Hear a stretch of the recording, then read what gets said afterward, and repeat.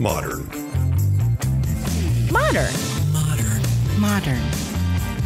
We're prepping for a voyage. Modern. The force of an old-fashioned equals whiskey mass times bitters acceleration. Why don't you make that a double? Modern Bar Cart. What's shaking, cocktail fans? Welcome to episode 254 of the Modern Bar Cart podcast. I'm your host, Eric Kozlik. Thanks for joining me for another interview episode where we track down the best and brightest minds in the spirits and cocktail world so that we can share their secrets with you. This time around, I'm joined by Ryan Chetiyawardana. He's the bar owner, author, creativity guru, and proud former barback responsible for some of the most innovative bar programs in the world, including the Lyan portfolio with locations on multiple continents and Seed Library in East London. You may also know him from his recent cocktail Masterclass, which he created in tandem with Speed Rack co-founder Lynette Marrero, his book, Good Things to Drink with Mr. Lyan and Friends, or his numerous drinks industry awards with titles like World's Best Bar, Spirits Communicator of the Year, and International Bartender of the Year. But before we explore the influences and methods that allow Ryan to push the bar industry in new and exciting directions, let's take a pause so that you can make yourself a drink. This episode's featured cocktail is the Mexican Firing Squad. To make it, you'll need 2 ounces of tequila, 3/4 of an ounce of lime juice, 3/4 of an ounce of grenadine, and 5 dashes of Angostura bitters. Combine these ingredients in a cocktail shaker with ice, give them a good hard shake until the contents are chilled and properly diluted, then strain into a rocks glass over ice, garnish with a lime wheel, and enjoy. First published in Charles H. Baker's book titled The Gentleman's Companion, or Around the World with Jigger, Beaker, and Flask, this cocktail was said to have been discovered in Mexico City in 1937 and is ostensibly a daisy variant that skews less sweet and more sour than most, but benefits from the rosy hue of grenadine and the herbal complexity of Angostura bitters. I wanted to feature this cocktail because I think it shines a beautiful light on the creative process of Ryan and his team. They've served a version of it at Dandelion called the Mexican Firing Squad 2.0. This rendition keeps the tequila and lime juice but swaps out the Angostura bitters for a combo of mole bitters and chili liqueur, and then employs an agar gel clarification technique, something out of reach for most home bartenders, to create a tomato grenadine. And hopefully, as you listen to our conversation, you'll almost be able to envision how this creative process went. Baker's books are known for being extremely colorful, filled with the kinds of bizarre details and fanciful stories that fuel Ryan's creative framework. So he's in this bizarre book. He comes across this somewhat lopsided tequila daisy recipe from 1937 and says, how can we have fun with this drink? Mole bitters and Ancho Reyes were popular, definitely at the time, so they're logical choices, but how can he get in there and mess with the notion of a grenadine? Unfortunately, I wasn't a fly on the wall observing the conversations and experiments that led to the Mexican Firing Squad 2.0, so I can't tell you where the notion of a tomato grenadine came from. But I can say that it both preserved the visual identity of the cocktail as a rosy-hued daisy on the rocks, while simultaneously advancing the conversation about savory preparations with trademark playfulness and whimsy. So, now that you've got a brief sample of the kinds of drink moves that Mr. Lyan is known for, let's turn our attention back to the interview. In this conversation with drinks entrepreneur and educator, Ryan Chetiyawardana, some of the topics we discuss include the origin story of the name Mr. Lyan and how Ryan's family relationships with movers and shakers in the design and fashion world influenced the wide scope and inclusive lens of his bar project. Ryan's framework for creativity and drink creation, which incorporates input at all levels of the bar team and thrives on the diversity of experience and passion from bar managers, bartenders, and even barbacks. How the question of privilege in the cocktail world has led Ryan to explore everything from eliminating ice from his bar program to using the less desirable cuts of citrus to exploring the role of sea level rise in a recent bar menu. We also explore how he thinks about cocktail education, including his recent cocktail masterclass with Lynette Marrero and the one key teaching about balance that might just cause you to rethink the way you approach drink design. Along the way, we gloss over a few other boring little details, like how to use moon rocks as gin botanicals, the decimal point that launched 1,000 spinach enterprises, where to grab a drink with David Bowie in London, and much, much more. This conversation, of course, is the one that I teased in our recent year in review episode, and even if you've never heard of Ryan or visited one of his bars, I think you'll very quickly come to understand why his approach to the creative process has been and continues to be so influential in the cocktail world. If you like what you hear during this episode, there's numerous ways to go deeper and learn even more from Ryan, including perusing his book and his masterclass, which we'll link to in the show notes, and by visiting his website, Mr. Lyan, that's spelled Lyan.com. But for now, I hope you enjoy spending a pleasant hour with me and Mr. Lyan himself, Ryan Chetiyawardana. Ryan, welcome to the podcast. Thank you so much. Very excited to be here. So in brief, which may be difficult, but as well as you could you please just quickly introduce yourself to our listeners who might not be familiar with you and your work? Who are you and what do you do? Of course. So I'm a bartender based in London, and I've been in the industry for over 20 years, covered as many parts of the industry I could during that time, originally in kitchens, doing everything from dive bars to nightclubs to fine dining. And, I've been doing the Lyan company for the last 10 years of that. So we have bars, 2 in London. We also have our creative studio, Mr. Lyan Studio in London. So we have Lioness and Seed Library here. Then we have Super Lyan over in Amsterdam and Silver Lyan in Washington, D.C. Yes. So I think the logical question to answer from here, and then maybe we'll dive into a little bit more of your journey, but what is a Lyan, knowing that, as I do, it is spelled Lyan? Well, I think it comes from a family kind of like nickname. And the thinking behind it came from, when we were first starting out the company, I was doing it with my sisters, and the plan was always to try and do things in quite a wide sense. The vision was to try and push the boundaries of where food and drink operated, the style of people that we could work with, the type of work that we could do, the places we could operate. So inevitably, that was trying to aim quite wide. And we wanted to have something that tied all the projects together. And as a family project, we wanted to be quite personal. And given the complication of my surname, it's as long as Schwarzenegger, and people often would just go Ryan C and kind of abbreviate it and not necessarily kind of create that link. We wanted something that felt a little bit more kind of ownable, and Lyan's a made-up word, and it was literally a kind of playful take on my name when we were kids. People would just rhyme Ryan and Lyan. There was little drawings that we found from when I was a kid. We pulling out stuff from my mum's house, and we found these kind of illustrations, and it's just listing that Ryan Lyan. And so it was my sister's kind of brainwave of going, well, because it's a made up word, spell Lyan, it's the only thing that it does is link to us. So it's a nice way of having these different projects that give people a kind of a sense of the connection. Even though all of the things that we do try and take on a different character and address different things, there is a kind of like thread through them all. So by using that Lyan word, we get to link them all together. Yeah, that's brilliant. Well, clearly your sister has the native mind of an intellectual property attorney, because I remember when I worked did marketing for a law firm, that was like the thing that they emphasized most is like, yeah, if you can find a unique way to spell and sort of encapsulate something like that, even if it seems a little odd to people, it's A, going to be memorable, and B, going to be eminently copyrightable and protectable. So from a branding standpoint, it seems like you latched onto that from the start. Can you talk a little bit more about your relationship with your sisters? I guess that's something that in my research I didn't really encounter as much of. So I'd love if you could talk about how this project with opening these bars and casting, as you said, a wide net, kind of a wide aperture or scope of your hospitality project, and kind of relates to not just your interests and skills, but also theirs. Absolutely. I think a key benefit was, the fact that they weren't from the industry.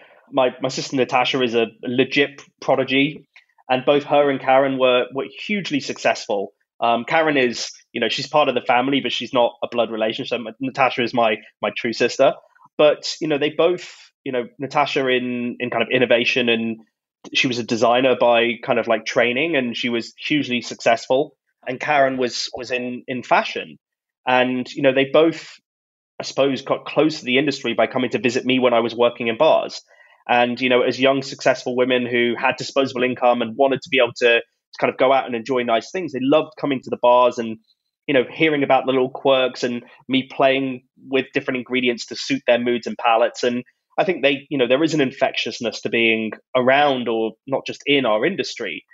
And so we always talked about kind of doing something together, because I think we all observed that as much as the drinks were wonderful and like those ingredients were magical, the stories were incredible, there was a very narrow set of bars at that time. This is going back a number of years.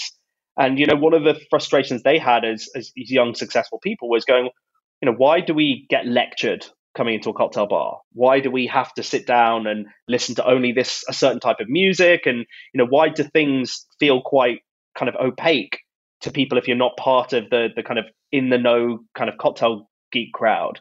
And it was a major influence on a lot of the work that we were trying to do, is going, how do we make cocktails accessible to every person, not just to kind of those who are passionate about it already or working with it?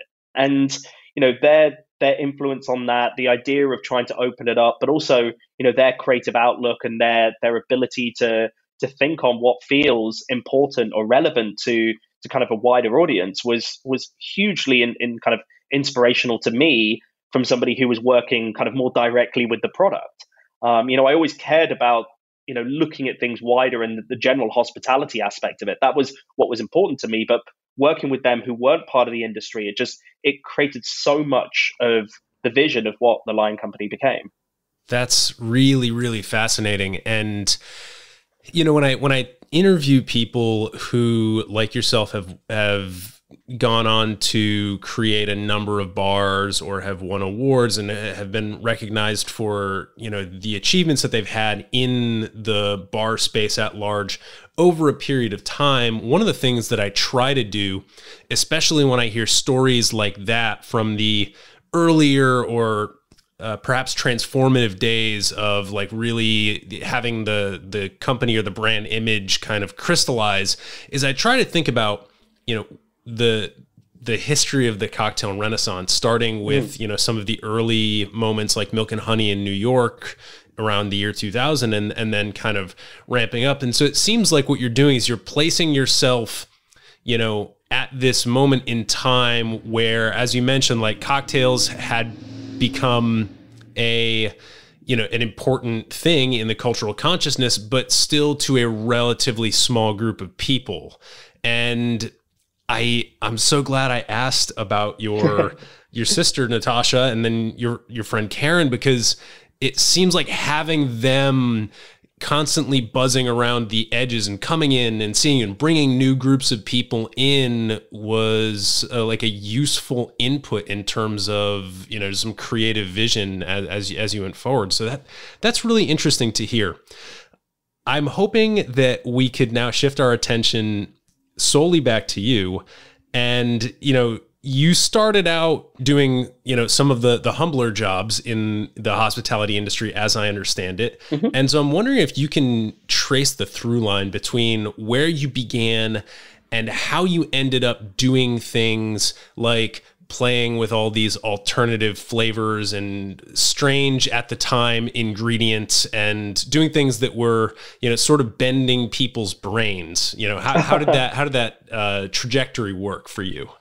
I think there is aspects of like the early days of my career that, they might seem unrelated to how I then started working with flavors, but it still kind of sets out the whole vision to me of how and why I work in the industry. And, when I first started as a kitchen porter, or, ending up as a barback in my first roles within the kind of the bar side of the industry, so much to me was the clearest thing was how interconnected all of the parts of the business are, and how you need everybody to feel ownership and everybody to feel included in the work, because no restaurant, no bar operates without all of those layers.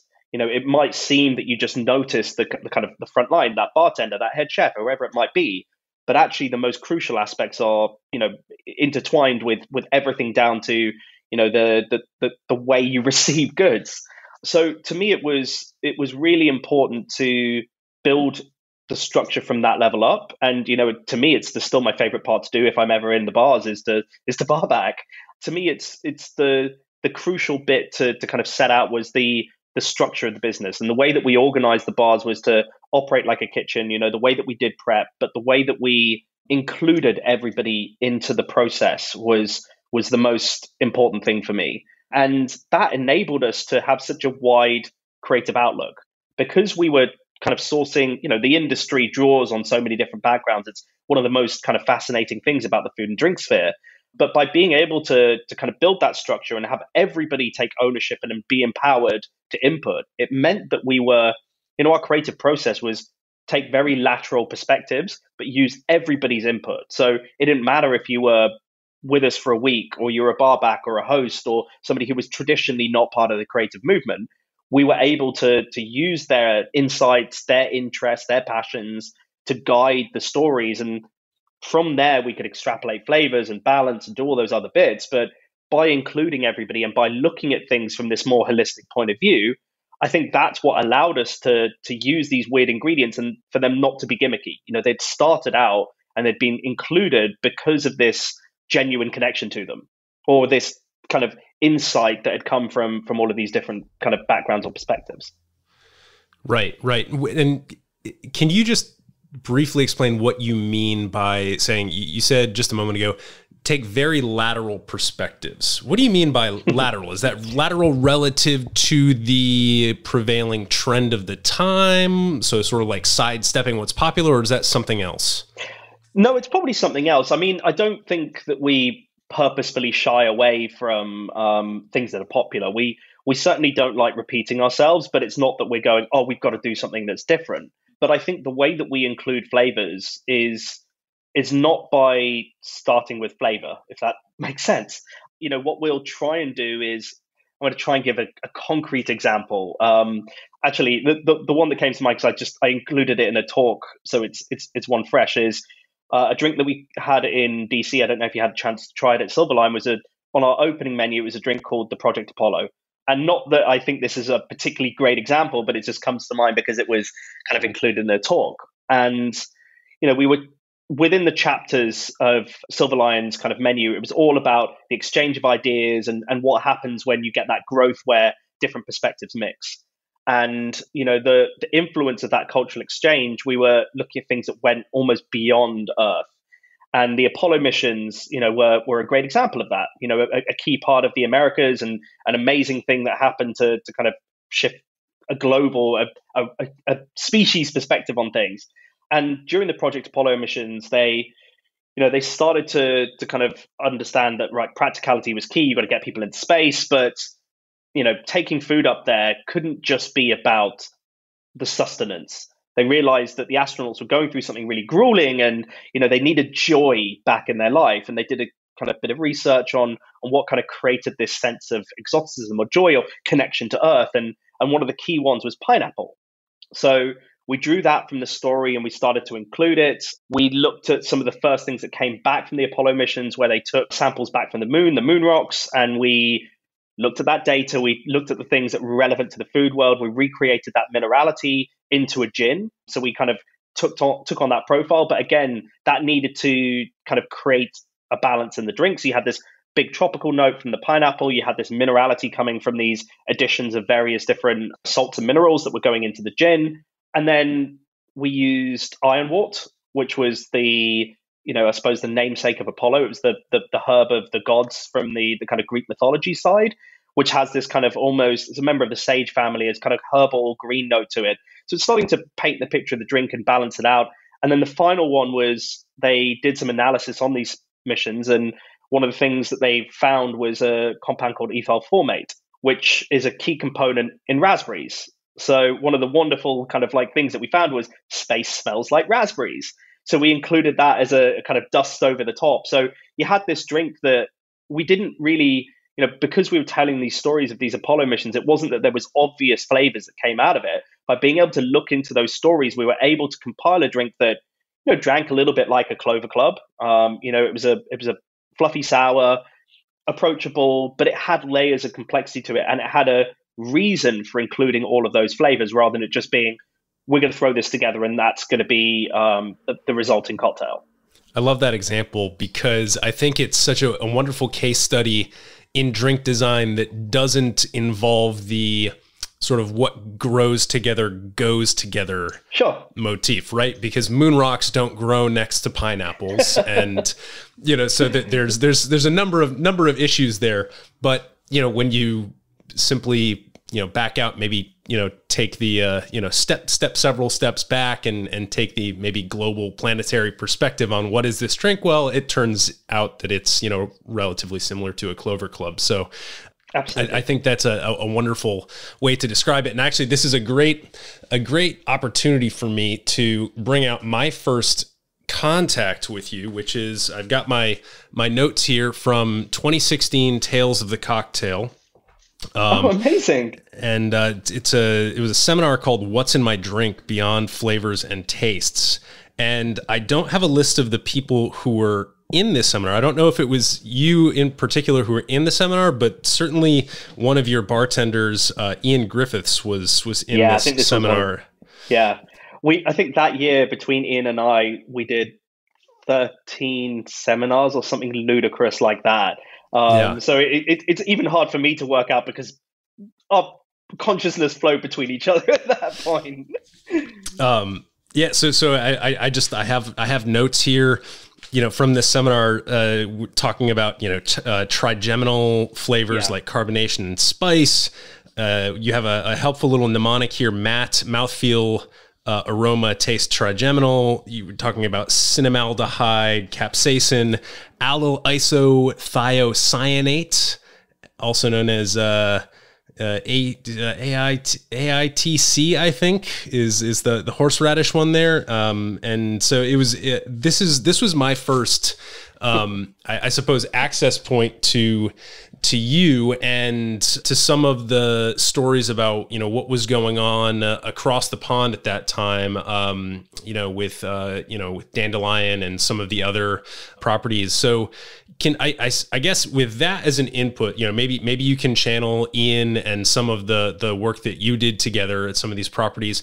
What were some of the things that you did or the concept at these bars that ended up being particularly meaningful or resonant to people, especially at the time? And I'm thinking about, in particular, the decision to completely eschew the use of fresh citrus, for example.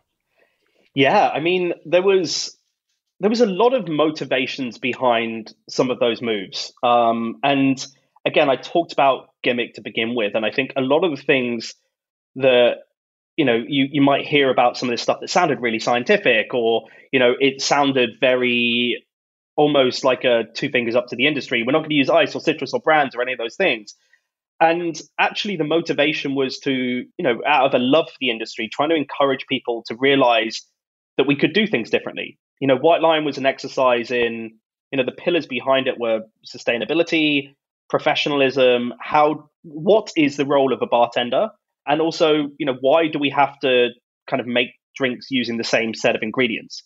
And with Dandelion, it was almost the expansion of that as going, why do we use these same set of ingredients? But, when nature provides so much variety, why are we limiting ourselves? So it was kind of two sides of the same coin. But the kind of idea behind them was to kind of push ourselves, the public, the industry to kind of think differently, to kind of step outside our comfort zone, to start to explore and kind of embrace what food could be in a wider sense. But I think the thing around a lot of them is, the most important thing to me about those bars was never the products of what we did. It was the experience of it. I think people did hear about some of these weird ingredients and they would think it would be a temple to the cocktail when they came to the bar, and it would be this heavy kind of science lesson. And the thing I always loved about, people's experience of going to any of the Lyan venues was they were like, oh my God, this was so fun. This was really enjoyable. I had a great night out, and yes, the drinks were delicious. And that comment of, yes, the drinks were delicious was kind of my favorite thing. It was all of these things were tools. Like, we have beautiful rooms. We put a lot of effort into the music, the lighting, the ambience, all of those things. The drinks, of course, we put a load of work into them, but they were all consequences of just trying to help people have a great time. Of course, I was really happy to see certain things kind of resonate. I mean, I remember when we first did White Lyan, it was seen as this absolutely heretic idea. And then, people were saying that with bottled cocktails, we were ruining the theater of a bar. And, it was complete blasphemy to all of the craft cocktail work they'd been going in before.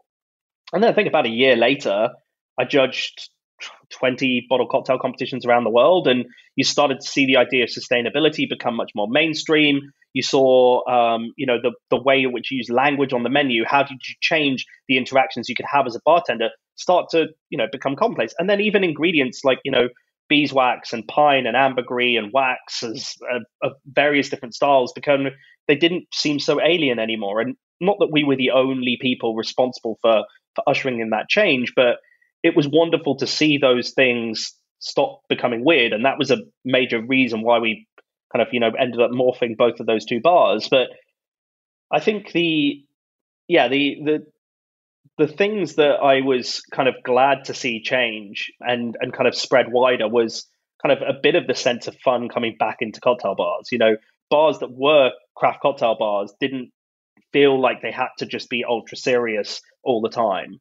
And that was we were not in any way like the kind of key impetus for that, but it was that was to me one of the most wonderful things I saw kind of spread during that period. Yeah. Well, this brings me to another question. I think you've actually just set it up quite nicely, because we've mentioned this notion of, sort of the stiff, very formal, what we might call the speakeasy style cocktail bars that were popular early in the cocktail renaissance. And, when you walk into those places, obviously you're a student of atmosphere and ambiance, having needed to create it in different ways throughout all of your different properties over the years. And I think you'll agree with me that when you walk into one of these speakeasy style cocktail bars, it's meant to evoke a feeling of privilege. It's sort of like, it's luxury. It's not necessarily like a speakeasy actually was during Prohibition here in the US. Perhaps it is maybe a little bit more Victorian or something like that. It's very colonial, right? And even to this day, I mean, some of the amazing hotel cocktail bars in Asia, they're still like very heavily tied to their colonial roots. So I see this notion of stiffness and privilege and sort of like luxury being here. And the implication, if we're saying, well, if you're going to go out and have great cocktails, you're going to go to one of these speakeasy style places, and it's going to be, somewhat formal. And yes, you're going to get lectured like Natasha and Karen said. On the other hand, if you want to go out and have a fun night out, well, okay, the drinks aren't going to be great. You're going to have to go to a lower class establishment, but you're probably going to go have a blast. And then, I spent a little bit of time in the UK, so I know that, after one of those nights out, you get some nice kebab.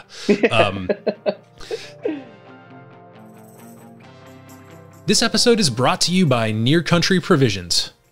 Yep, you've heard me singing their praises for the past year now, and to answer a question I'm frequently asked, yes, I still do a little happy dance when my monthly subscription shows up at my door on dry ice and in an insulated bag. I want to highlight a couple aspects of Near Country that normally take the backseat to their meat quality and their impeccable local sourcing, those being affordability and customization. I don't know if you've been paying attention to the price of groceries lately, but the cost of meat, even the factory farm stuff, has been skyrocketing. But because Near Country keeps things local to the Mid-Atlantic, your meat doesn't have to travel far, and it doesn't change hands half a dozen times before it hits shelves, meaning you don't have to pay for all those markups from middlemen. Every time I do a price comparison between Near Country and the grocery store, I'm blown away by the quality that I'm getting relative to the cost. And when it comes to flexibility, I've never worked with a subscription service where I have so much control. Let's say, for example, that you've got something against pork chops. Every month, Adam and his team send around a survey that allows you to say, hey, I don't want pork chops this month. Or, I don't want pork chops ever again. Or, a more reasonable request, I'd love it if you could include pork chops in my delivery every month. Preferences change, diets change, and special requests and cuts are always on your mind at certain times of the year, and Near Country gets that. They bend over backwards to help meet your changing needs. Head over to nearcountry.com and enter the code BARCART, all one word, that's BARCART, when you sign up for your subscription to receive 2 free pounds of bacon or ground beef in your first delivery. And believe me, you'll be glad that you did. Now back to the show. And that's a parallel type of logic, right? One set of things up here, one set of things down here. They don't touch or intersect. And what I find interesting about some of the trends and the ideas and the executions that you've been describing so far is that you're trying to take those two things and kind of cross them in sort of what I would call a logical chiasmus. And whenever I see logic structures like that, and somebody who comes along and goes, well, what if we go like this and completely kind of bend these things into one another? That's where I get really interested. So taking that notion of privilege in cocktails, because I think privilege and cocktails are intimately intertwined and perhaps maybe inextricable, but taking that notion of privilege in cocktails, how has that continued to inform your work? One obvious intersection seems to be the idea of sea level rise. Yeah, I mean, that's an amazing observation. I think it's a key point. And I think one of the things that certainly at the beginning, that was a lot of the motivation, was to try and smash those two worlds together and demonstrate that they're actually not a dichotomy. But I think what's kind of happened as we've been working is, luxury is a thing that evolves. It's not a static definition. And I think there has been a lot that's like shaped as a result of our world opening up. I think one of the key things around it was the kind of coverage and the education around kind of drinks. There was this desire to include more people into the world of it. And as a result of that, it's opened up spaces. It's opened up the people not only who work in the industry, but the people we end up talking to. And so it's ended up creating a much wider and larger landscape. And, that's exciting for us because it means that, I always talk about the fact that White Lyan had to happen in London at that time. There's probably a handful of other places that it could have happened. But actually, from a legal point of view of what we were doing as work, London was one of the few places that enabled it. But there were so many other bar ideas that I had, which would have been relevant then and not relevant now. And in the same way that as things are evolving, any work, any communication, any creative output needs to play to that audience. And yes, of course, it's trying to take people in a certain direction. It's not about that here and now. But I think as these things have evolved, as there's been different spaces have opened up, different opportunities have opened up. And that's really informed the work that we do. I mean, I think you reference things like the sea level aspect of the work that we did in Amsterdam, the relationship with a literal changing landscape, and the kind of things that are happening. And the wonderful thing about exploring a topic like that is it affects so much. I always think that, food and drink is at the center of so many different aspects of human nature, but it touches, when we were researching that kind of topic, we were everything from agriculture to geopolitics to engineering to biomimicry. All of these wonderful things were kind of coming into play because it was such a shifting space. It was a new area, and that allowed us to do so much kind of interesting research. And the same thing is happening in kind of lots of different parts of the business. We get to kind of explore different things. You talked about privilege with Seed Library, we're exploring where does our bias sit? Where are our knowledge sets kind of restricted by our kind of upbringing, our kind of background of work, all of the things that get covered in the canon of cocktails. We're trying to like unlearn a lot of things and realize what we kind of, what do we put as an echo chamber around ourselves? And I think it's really a wonderful time for the industry. And, this is what we're trying to do through the company is see where these kind of opportunities and bridges are. Who are the people that we can collaborate with? What are the spaces that we can learn from a very different perspective? Because things have shifted so much. We're in a really kind of talk about different golden ages of the cocktail, but the world has never been more connected as it is now. And, the ability to, I always talk about the internet being one of, humankind's greatest inventions because it connects us. It's a repository for all knowledge, but it also allows us to go, it doesn't matter about location. We can talk to somebody on the other side of the Atlantic Ocean and, learn something and have those interactions that help us maybe think differently on something. And I think that's where things have got really interesting for us at the moment is how can we, smash together different perspectives, different definitions that we previously could ever have learned from. And I think, being able to work and operate out of different countries, different cultures has kind of added a further layer to that exploration that we can do. This leads me to a question that I hadn't passed your way in the list of questions that I sent you, but I think this might be a useful time to ask about your thoughts on educating your staff. This is something that we've touched on in brief a few times already in this conversation, but what strikes me is that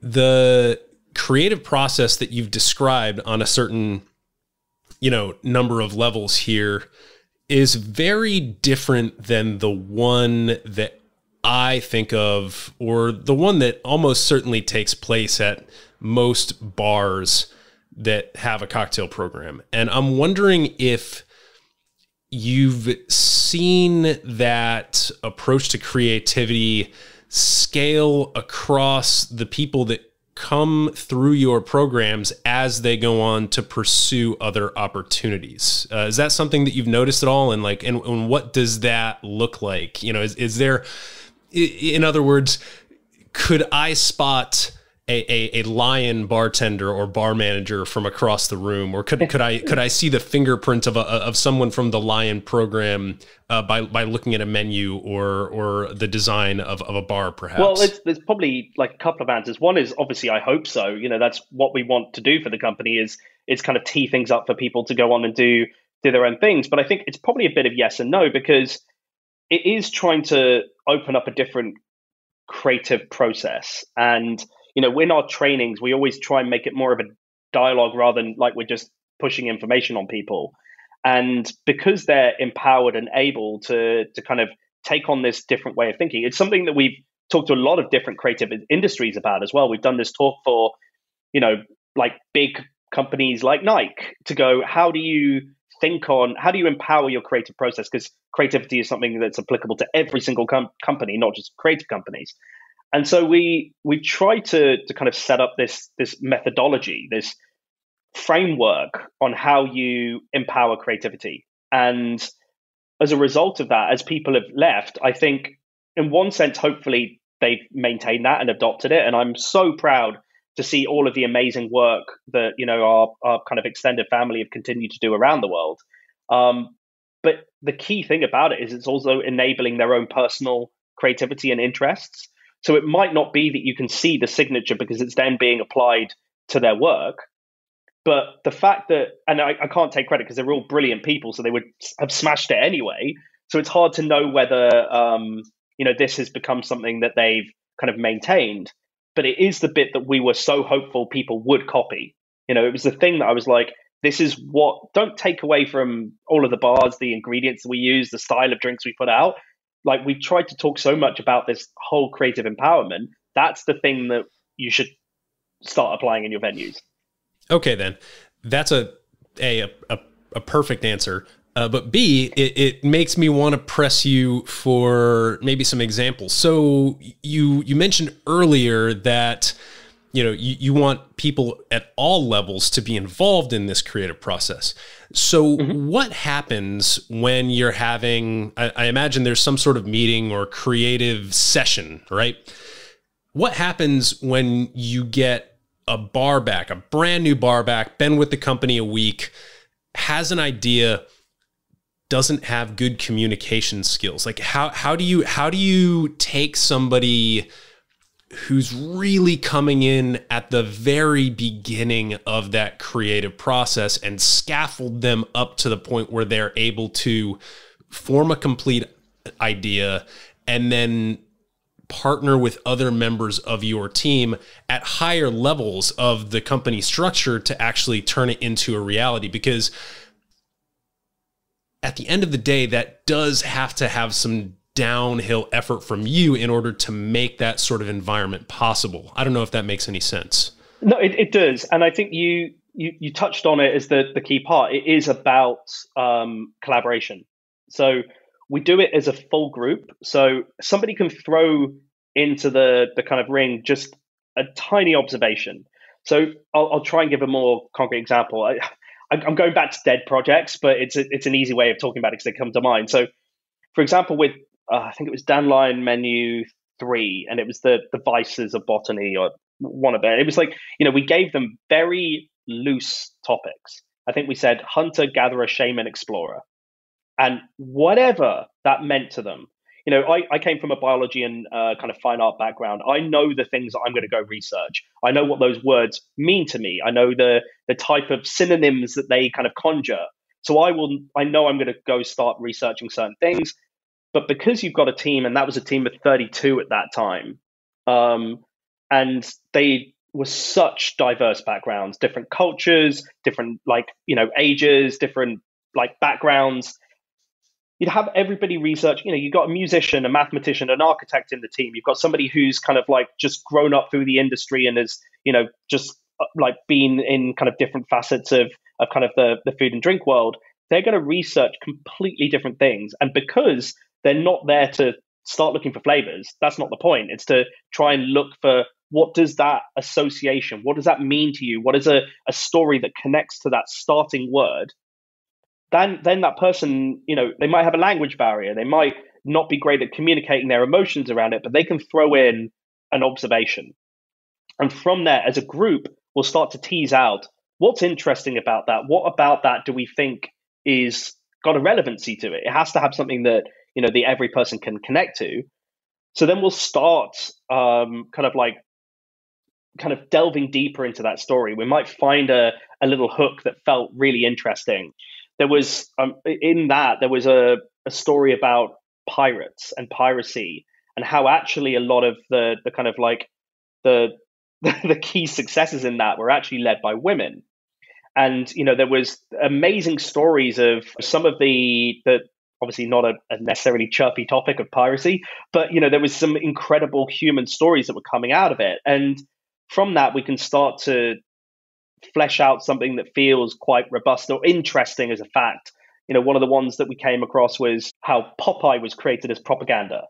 So it was propaganda to encourage people to eat more spinach because they found that spinach was super high in iron.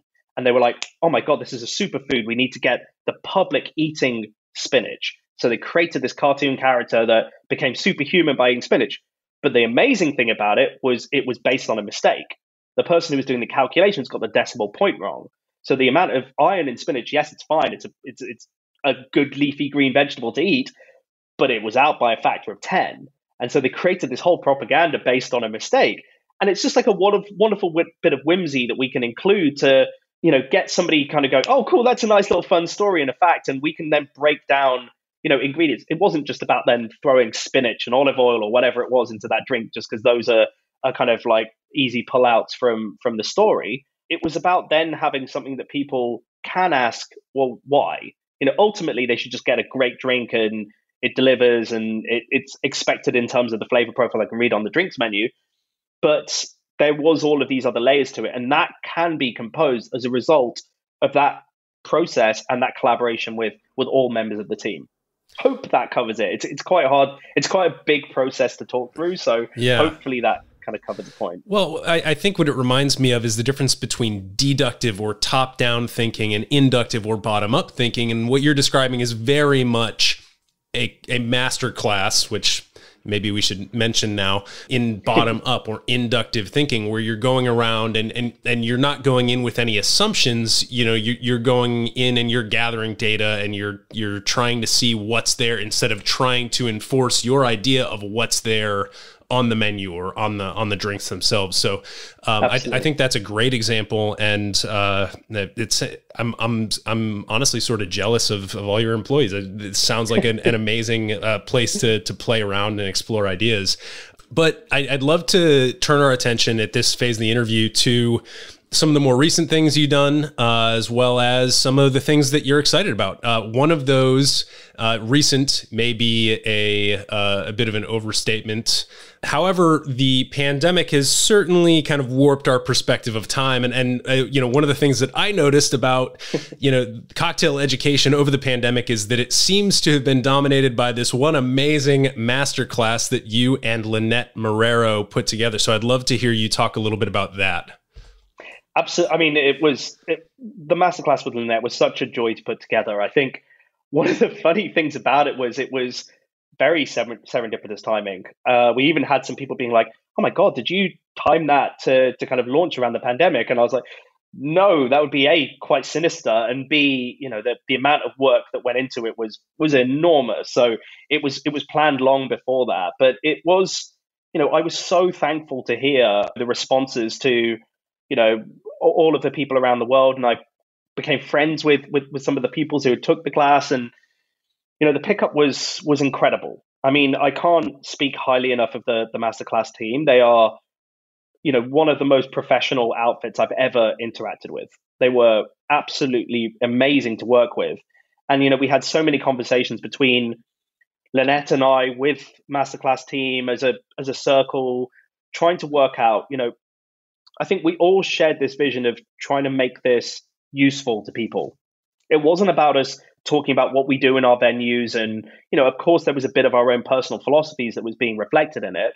But it was about going, you know, I really believe better than any other food stuff, cocktails can help shape or balance or bolster or contrast your mood.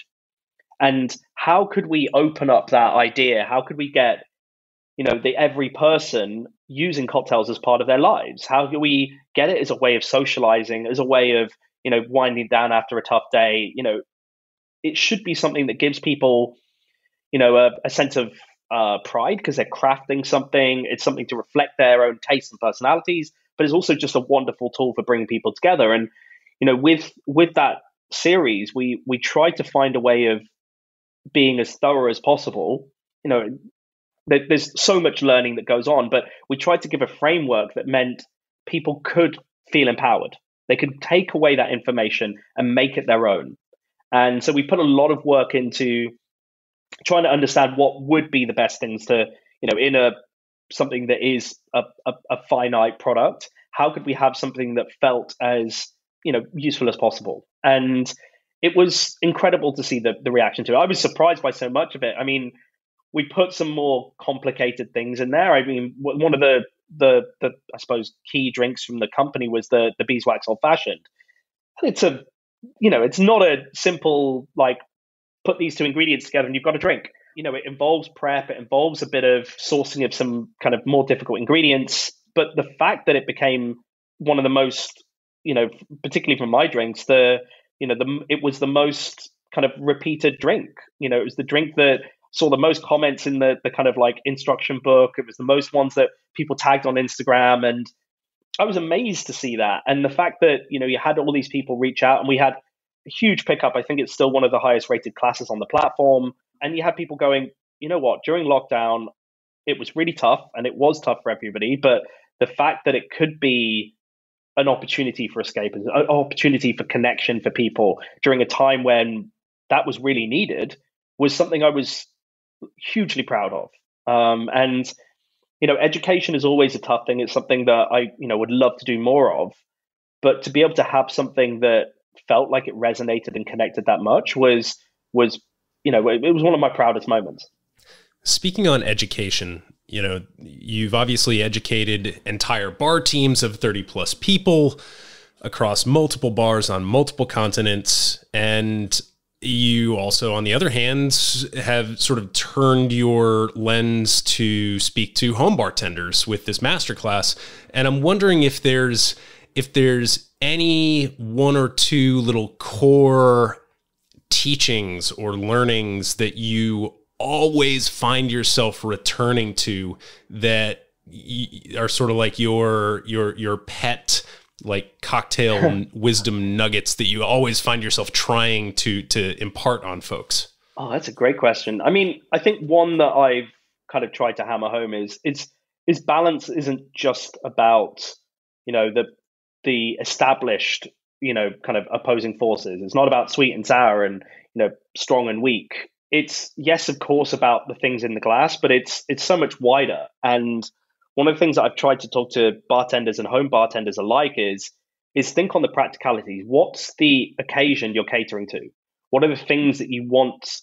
This is what drinks are great for. They can shape that. And of course, you can contrast. Miserable day outside, you want to be transported to a tropical island. But how can you think on that practicality? So often I'd have friends who were like, I'm doing a dinner party. Can you give me a margarita recipe? I was like, yes, but also no, because you're going to be stuck in the kitchen shaking margaritas while your guests are around the dinner table. What about something that actually enables you to sit down, you can prepare in advance, and you can then sit and enjoy, and it still gives that brightness, that sense of fun, and all those things that you associate with that drink. So I think a lot of the things that I try and encourage is that. And of course, there's no stopping point for it because, that sense of balance is all the things that you can control. In a home setting, you might not want to get fanatical about, the weight of your glass or the way that people approach the drink and the positioning of the garnish and all of those minutiae of details that we can get geeky about in the bar. But you do want to think about the practicalities, what it allows you to kind of do, and how does it reflect your own taste and what you want to display to your guests. But obviously for the bar side of things, money might seem the limiting factor, but actually there is so much we can control without needing to have a giant budget. And you can start making informed choices and thinking about balance in a really nuanced way. You can push the details to such a tiny degree. And, that's where things get really exciting as a professional. Yeah. I like the notion that because it seems like you've boiled it down to almost a mantra, is that balance isn't just sweet and sour, strong and weak. It's all the things that you can control, which is, it's a type of holism. It's a type of, overarching mindset. And I think that's something that absolutely our listeners can take and apply to their own cocktail project. So thank you for sharing that. Knowing all that we know now about your projects, your ethos, your background, what are you excited about moving forward? What are some of the big projects that are on your plate that you'd like to share with our listeners? I mean, there's so many things that we kind of initiate. So we'll start doing various different projects, and we keep a lot of those close, not because we're just trying to be secret about it, but because over the years we've found that some things don't come to life. We might explore something, we might start eking out an idea and then realize that it's not right, or the situation's changed, or it just isn't possible. So there's a few things that, I am hopeful for that we've started to explore, and they look at things from education. They look at, those bigger macro things that we're trying to affect as change. I think it's, I talked about, viability of longevity in our industry, and it's something that I'm still very passionate about, and trying to also encourage as wide a group as possible to consider a career in the industry is something I'm still very passionate about. But it's also down to kind of things that are a little bit more personal. We're doing some work on our 10th anniversary, which is coming up this year, which is absolutely bonkers to me.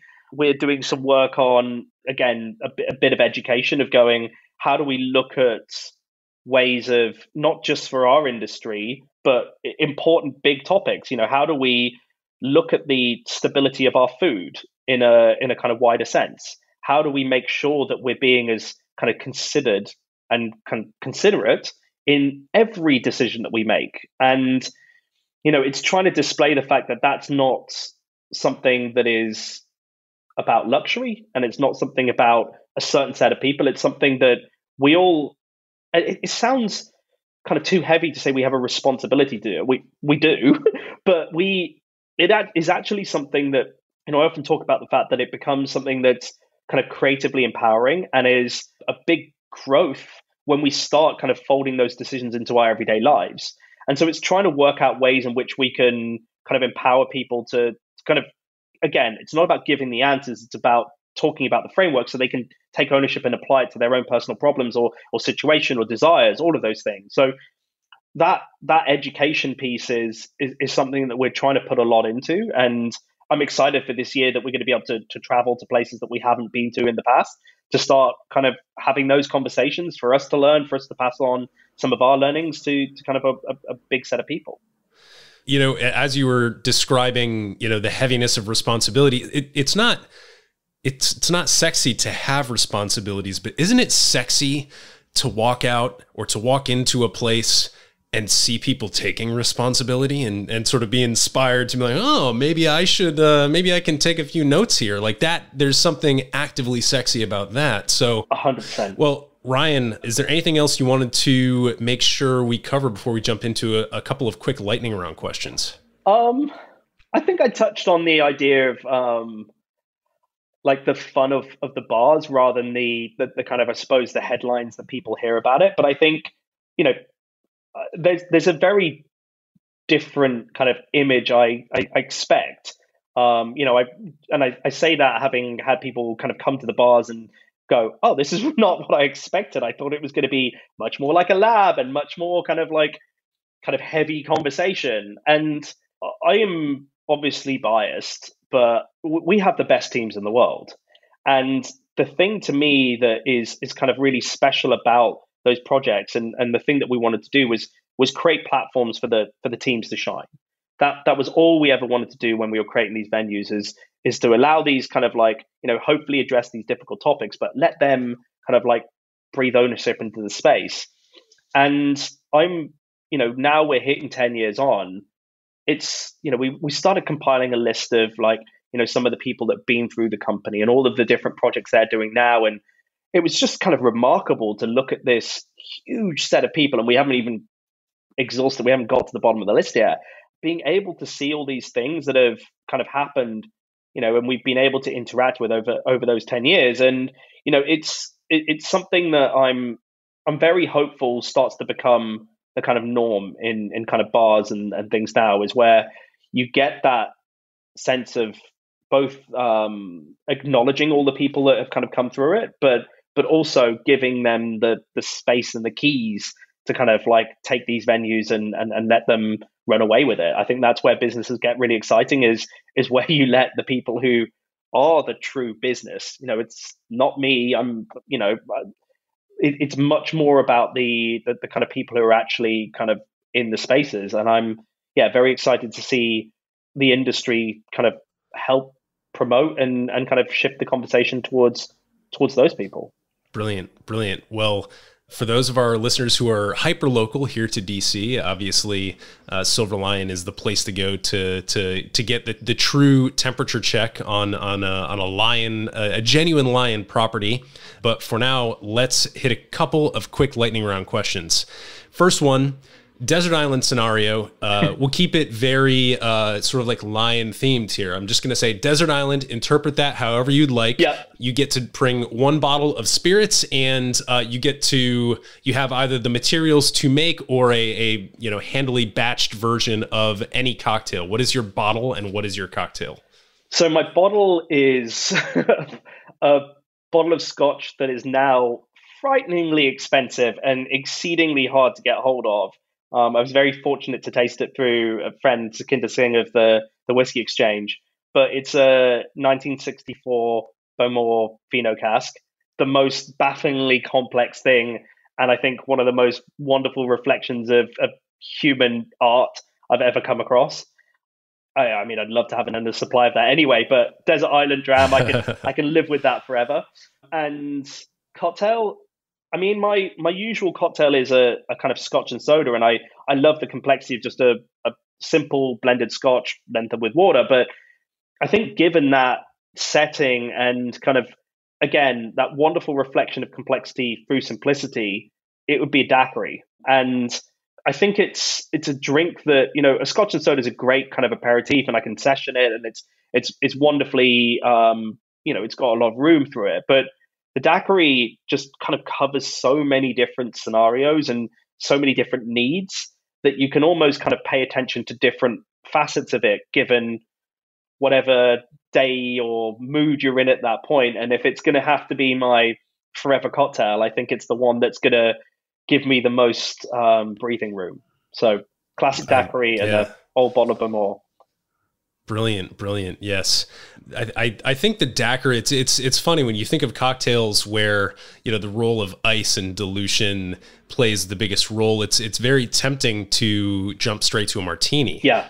But I think the daiquiri is actually one level more sophisticated in terms of what can be done with this simple act of taking ice and being very careful and intentional about how you dilute and aerate that drink. So I think a daiquiri is a lovely answer there.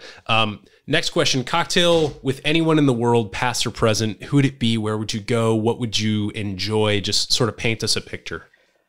Whenever I've been kind of asked, like, you know, person living or dead, like it's always been David Bowie. And I've thought about this. I don't know if you can see it in the background. I've got one of the Ziggy Stardust kind of like prints hanging on the wall.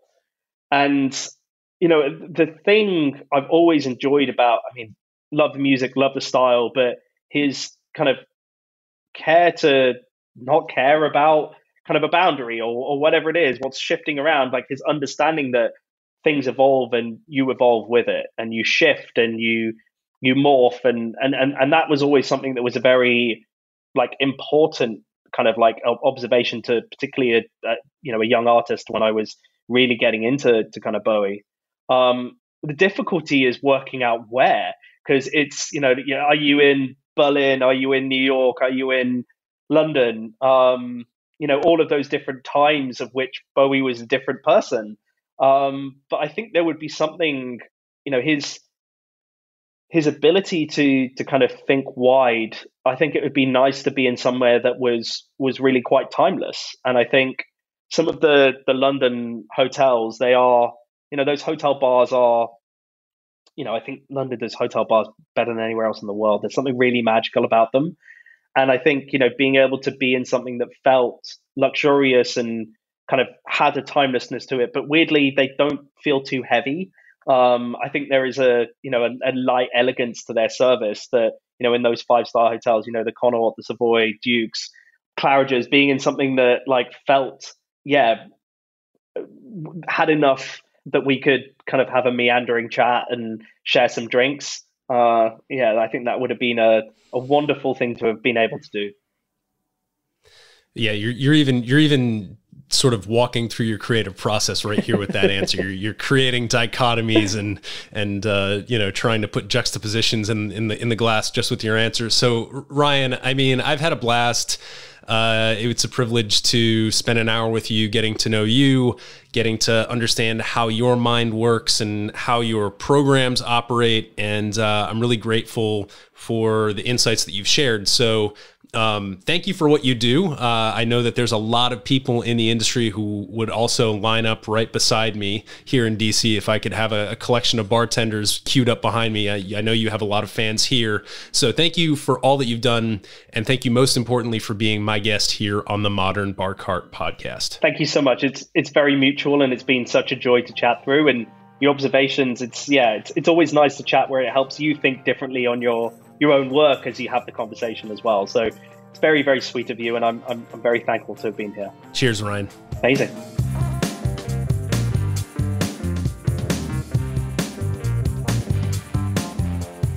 Hey everybody, thanks for listening. If you enjoyed this episode, there's two big things you can do for us here at Modern Bar Cart. One would be to tell your friends and family if you think they'd enjoy listening to us talk about cocktails.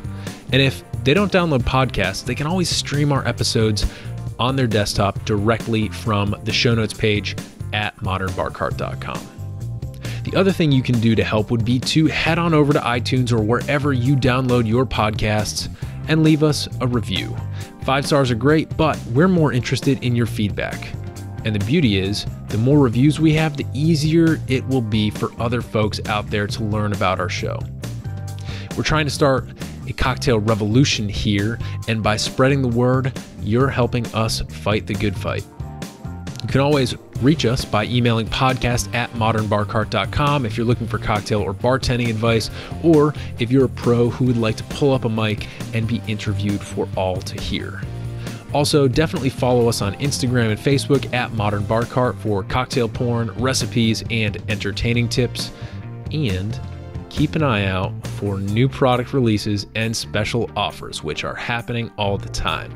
We love our listeners, and we really enjoy giving you exclusive discounts and sneak peeks at our latest and greatest cocktail projects. This episode may be over, but for you, the mixological fun and adventures are just beginning. So remember, folks, drink responsibly and experiment boldly.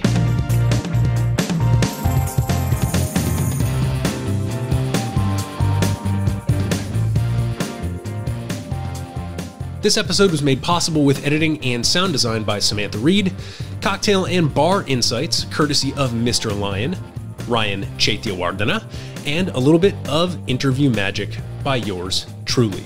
This has been a Modern Bar Cart production, copyright 2023.